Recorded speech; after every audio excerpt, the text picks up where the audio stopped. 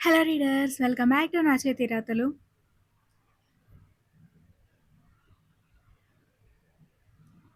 తాళిబొట్టు 48వ భాగం. వేయది గడ్డం రాసిన చిరునొప్పికి మగతగా కళ్ళు తెరిచి పెదవుల మీద చిరునవ్వుతో చూస్తుంది వేసి.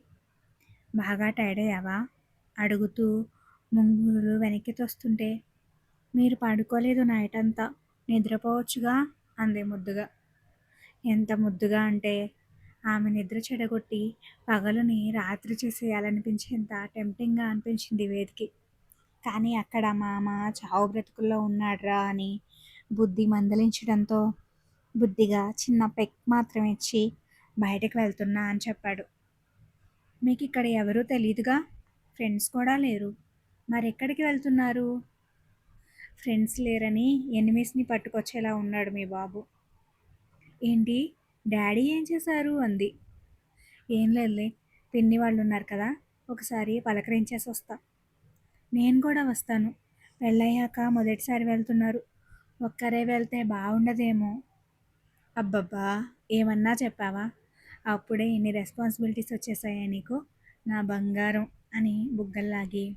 ఇప్పుడు డైరెక్ట్గా అక్కడికి కాదులే వెళ్ళేది, ఈసారి తీసుకెళ్తా, నువ్వు బజ్జో సరేనా అని మళ్ళీ ముద్దు పెట్టి బయటికెళ్ళాడు. అప్పటికే అభయ్ స్ఫూర్తి వచ్చేసున్నారు.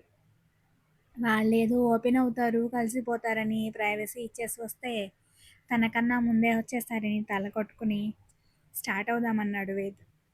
మందిర వాణి ముగ్గురు ఎక్కడికని డౌట్గా చూస్తుంటే అభయ్ కొత్త బిజినెస్ కోసం సైట్ చూడడానికి వెళ్తున్నామని చెప్పి కవర్ చేశారు. రాజు చెప్పిన స్వామీజీ ప్రాపర్టీస్ అంటే దొంగ సరుకు దాచే గౌడన్స్ 2 విఐపీలను కలవడానికి వాడే గెస్ట్ హౌస్, చిన్న బస్తీలో ఒక ఇల్లున్నాయి. ఎక్కడికి వెళ్దాం ముందు అని అడిగాడు వేద్. అన్నీ వెతకాలి, ఆలోచిస్తూ కూర్చునే టైం లేదంటూ గౌడన్స్ వైపు కార్ దూకించాడు అభయ్. ఆ ప్లేసెస్కి వెళ్ళడం ఈజీనే అయినా లోపలికి పోవడం, అది ఎవరికంటా పడకుండా వెళ్ళి దివాకర్ ఉన్నాడో లేదో చూడడం తల ప్రాణం తోకకొచ్చినంత కష్టమైంది వాళ్ళకి.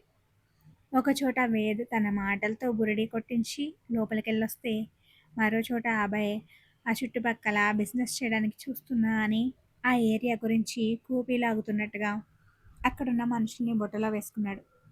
కానీ 2 చోట్ల దివాకర్ లేడు. మూడో ప్లేస్ గెస్ట్ హౌస్ దగ్గర పెద్దగా సెక్యూరిటీ లేదు, ఒక వాచ్మ్యాన్ 4 పనివాళ్ళు మాత్రం ఉంటే అక్కడ స్ఫూర్తి పాప రంగంలోకి దిగింది.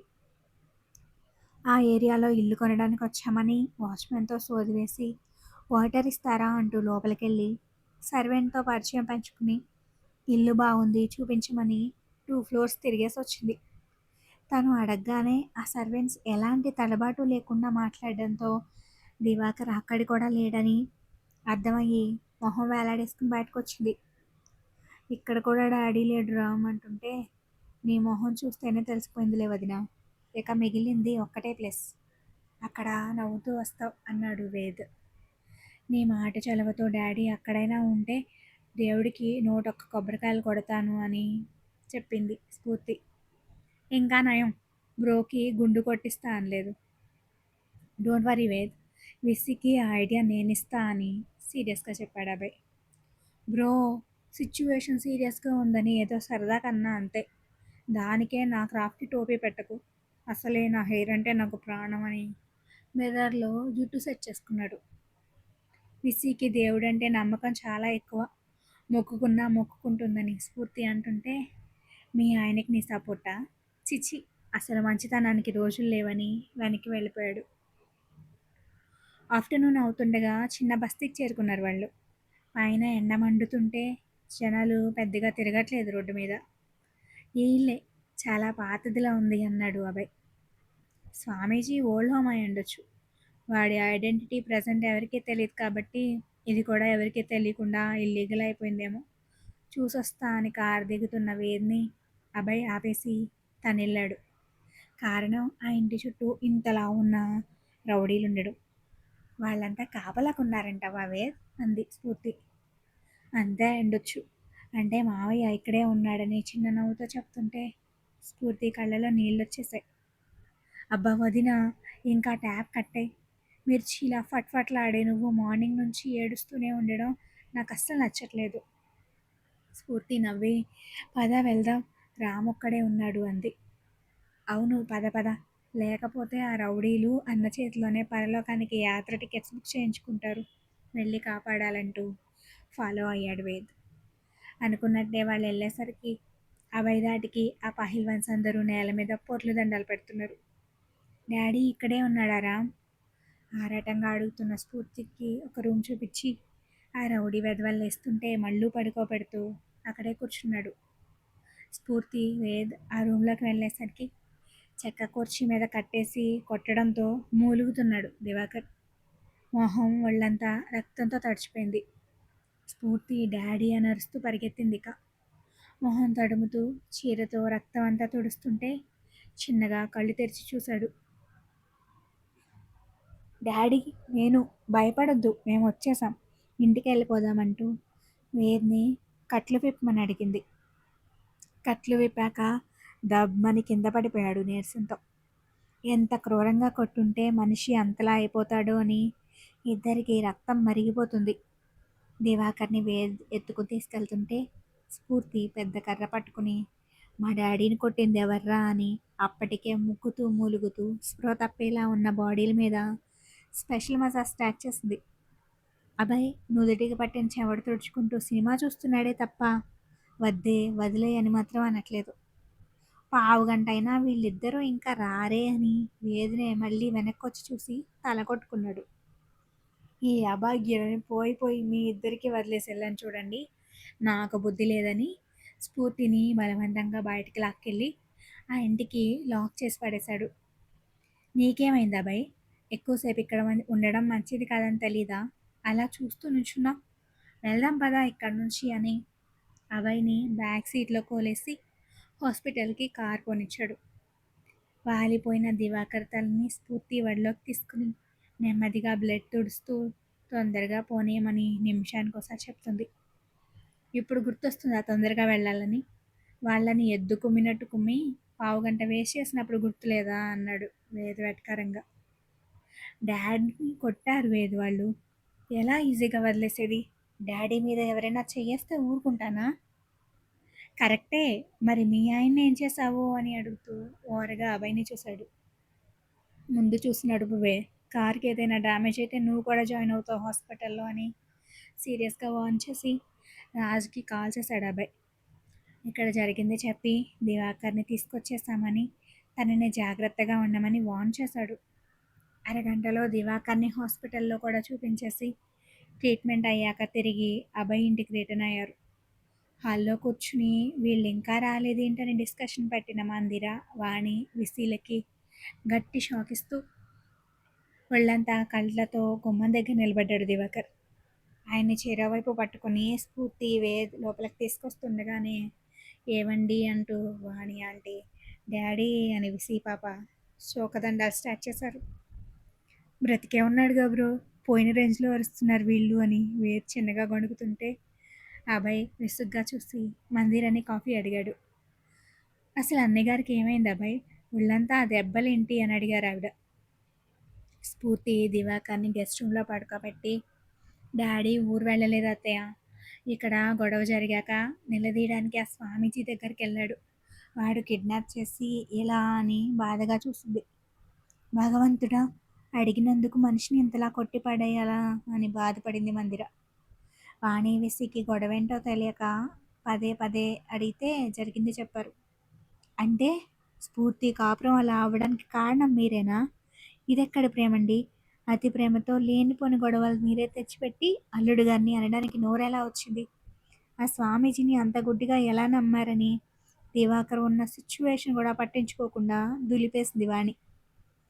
ఊరుకోవాణి ఇప్పుడు అదంతా మాట్లాడుకునే టైం కాదు. మనిషి క్షేమంగా ఉన్నారు సంతోషించాలి అని ఓదార్చారు మందిర. భార్య అన్నది నిజమే అని అల్లుడి విషయంలో ఫస్ట్ టైం తప్పొప్పుకుని క్షమించాబయ్ అన్నాడు దివాకర్. కానీ అక్కడున్న బండరాయికి ఇలాంటివి పెద్దగా తగలవు కాబట్టి సారీ చెప్పింది వదిలేసి అసలు నువ్వెందుకు వెళ్ళావు అక్కడికి? ఏం జరిగింది అని అడిగాడు. ఇప్పుడు మనం కూడా ఒక 2 days బ్యాక్కి వెళ్తే స్ఫూర్తి వల్ల నిజం తెలిసి ఆ స్వామీజీ ఎంత దౌర్భాగ్యుడో, తనని ఎంత మోసం చేశాడో గ్రహించి ఆవేశంగా ఆశ్రమంకి వెళ్ళాడు దివాకర్. ఎప్పట్లానే స్వామీజీని కలవాలని వెయిట్ చేస్తున్నప్పుడే యాజ్ యూజువల్గా లక్షలు ఖర్చు పెట్టే కస్టమర్ కాబట్టి వీఐపీ ప్రిఫరెన్స్తో ముందే లోపలికి పంపించారు స్వామీజీ అనుచరులు. పూజా మందిరంలో స్వామీజీ ఒక్కడే ఉన్నాడు. దివాకర్ని చూసి ప్రసన్నంగా నవ్వి నన్ను నవ్వుతున్నట్టు యాక్ట్ చేసి, రా దివాకర్, ఎలా ఉన్నావు, అమ్మ ఎలా ఉంది అని అడిగాడు కాళ్ళు ముందుకు పెడుతూ. ప్రతిసారి రాగానే ఆ కాళ్ళు పట్టుకునే మామ ఈసారి ఏకంగా గొంతు పట్టుకుని పెద్ద బ్యాడ్ వర్డ్ ఒకటి యూస్ చేశాడు. దాంతో స్వామీజీ అలియాస్ జాకీ తెల్లబోయి ఏమైందని తన క్యాప్ మోడ్లోనే ఉండి అడిగాడు. ఆపరా చవట నీ వేషాలు, దొంగ నాటకాలాడి లక్షల లక్షల డబ్బు దొబ్బేసి నా కూతురు జీవితం నాశనం చేస్తావా, చంపేస్తాన్రా నిన్ను అని హై బీపీ తెచ్చుకున్నాడు దివాకర్. ఏం మాట్లాడుతున్నావయ్యా, నేనెవరో మర్చిపోయావా, నీ కూతురి జీవితం బాగు చేయాలని చూసే సిద్ధానంద స్వామిని. నోరు ముయ్యరా దొంగ బాబా, దొంగచాటుగా ఈ మైకులు పెట్టి వాళ్ళ జీవితంలోకి తొంగి చూసి మహిమ మట్టి అని నన్ను వేదవని చేస్తావా. బుద్ధి గడ్డి తిని నేను కూడా నిన్ను నమ్ముతూ వచ్చి పచ్చగా ఉన్న నా కూతురి కాపురంలో నిప్పులు పోసేలా చేశావు. నా ఇంట్లో వాళ్ళు చెప్తే గానీ నిజం తెలుసుకోలేని వెర్రి బెంగగా పెంచేశావు అంటూ పగిలిన రింగ్ని మొహం మీదకి విసిరికొట్టాడు. నిజం తెలిసిపోయిందని జాకీ కూడా యాక్టింగ్ ఆపేసి తీరిగ్గా సింహాసనం వెనక్కి జారి, అయితే ఇప్పుడు ఏమంటావు అన్నాడు. నిన్ను చంపేస్తాను, నీ బండారం బయటికి లాగి అందరితో చీ కొట్టిస్తా, పోలీస్ కంప్లైంట్ ఇస్తా అని లిస్టు చెప్పకపోతున్నాడు మామ. అంతదాకా నువ్వు బ్రతికుండాలి కదా అంటూ ఏదో బెల్ నొక్కి తన రౌడీలను చిటికలో రప్పించాడు జాకీ. ఆ వెంటనే రౌడీలు దివాకర్ని కొడుతూ బ్యాక్ సైడ్ నుంచి తీసుకుపోయి ఆ ఇంట్లో పెట్టడం, కొట్టడం అన్నీ జరిగిపోయాయి.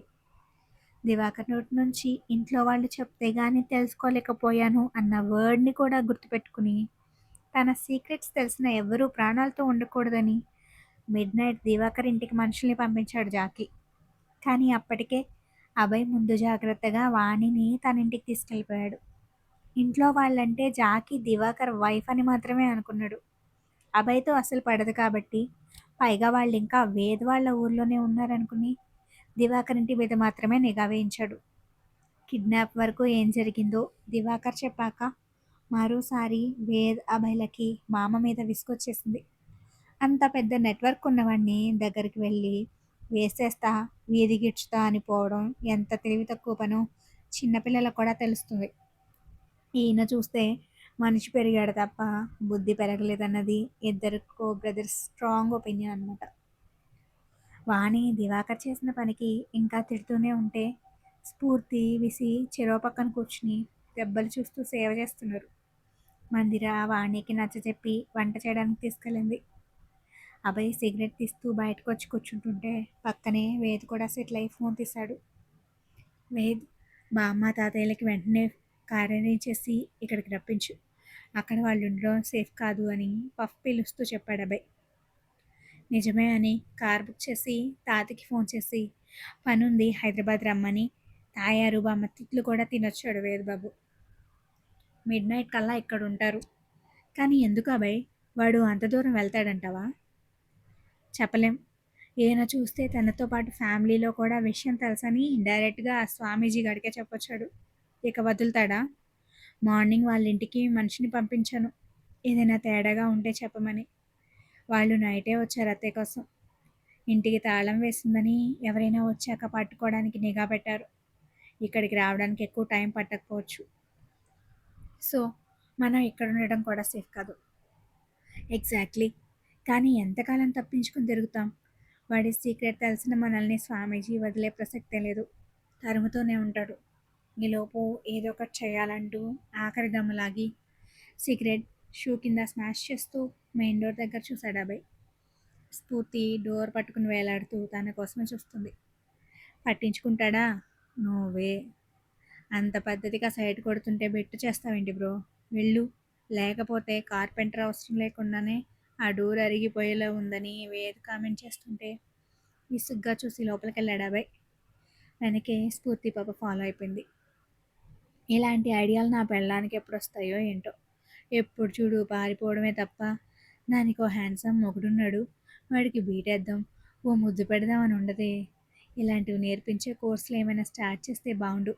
నా ప్యాసింజర్ని జాయిన్ చేద్దును అనుకుంటూ గెస్ట్ రూమ్కి వెళ్ళాడు వేదబాబు. దివాకర్కి వచ్చే చిన్న నొప్పిని విసికి పెద్దగా అరుస్తూ ఏడుపు మొహం పెట్టుకుని తండ్రి గారికి సేవలు చేస్తుంది. ఎంతకన్నా ఎక్కువ ఎక్స్పెక్ట్ చేయలేంలే. ఆ సైట్ ఏదో నేనో కొట్టుకుంటా అని వెళ్ళి విసికి ఎదురుగా కూర్చుని యాపిల్ తింటూ వచ్చిన పని మీద దృష్టి పెట్టాడు. అతని చూపులకి విసి ఇబ్బంది పడుతూనే బయటికి వెళ్ళమని కళ్ళతో రిక్వెస్ట్ చేయడం, వెళ్ళేదే లేదని తల అడ్డంగా ఊపి దివాకర్కి ఒక కోల్గేట్ స్మైల్ పడేసి ఇంకొంచెం డీప్గా చూస్తూ టైం పాస్ చేస్తున్నాడు వేద్.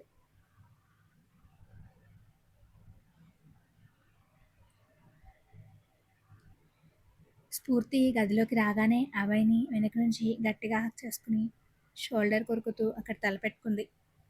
ఆ వెంటనే ఆమె చేతిని లాగి పడేసి వార్నింగ్ లుక్ ఇచ్చాడు. సారీరా, ఇంకెన్నాళ్ళు దూరం పెడతావు నన్ను? నువ్వు అలా అసహ్యంగా చూస్తుంటే ప్రాణం పోతుంది తెలుసా అంది. షటప్ అన్నాడు. నిజం రా, నువ్వంటే నాకెంత పిచ్చో నీకన్నా ఎవరికి తెలుసు. కానీ డాడీ కూడా నాకన్నీ తప్పు చేశారని తెలిసాక దూరం పెట్టేశాను కదా. ఇప్పుడు ప్రాబ్లంలో ఉన్నారని హెల్ప్ చేయమన్నాను. ఈ సమస్య సాల్వ్ అవ్వగానే నేను మళ్ళీ డాడీతో మాట్లాడను. నువ్వేదంటే అదే నా మాట కూడా. ప్రామిస్. కానీ మరోసారి నీకు దూరంగా పోయి మాత్రం బ్రతకలేనని కన్నీళ్లతో చెప్తూ అతని గుండెల మీద తలపెట్టుకుంది.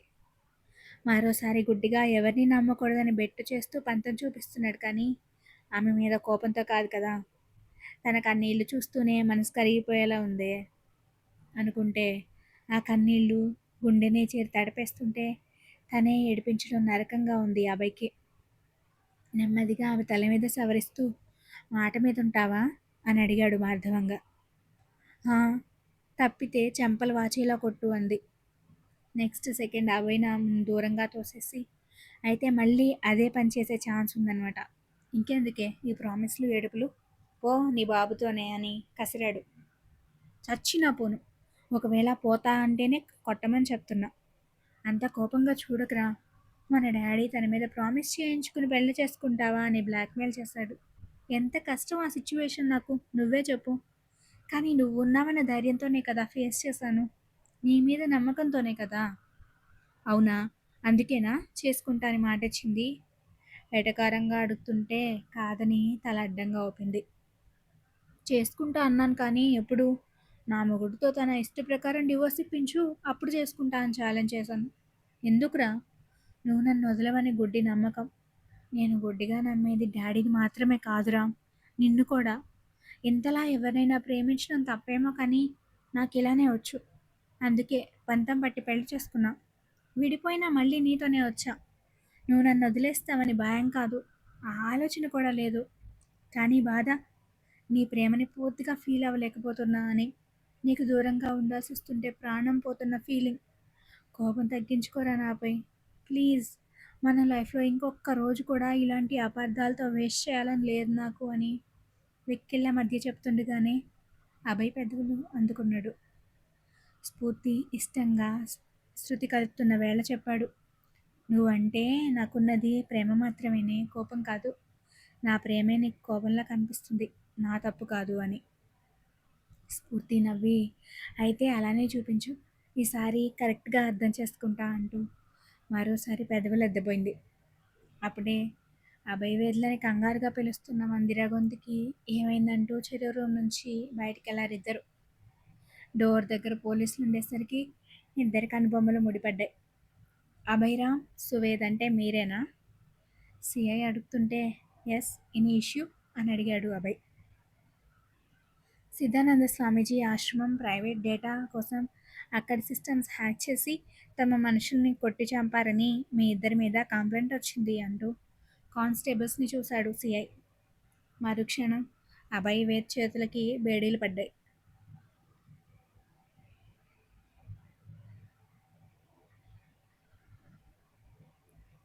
Thank you for watching.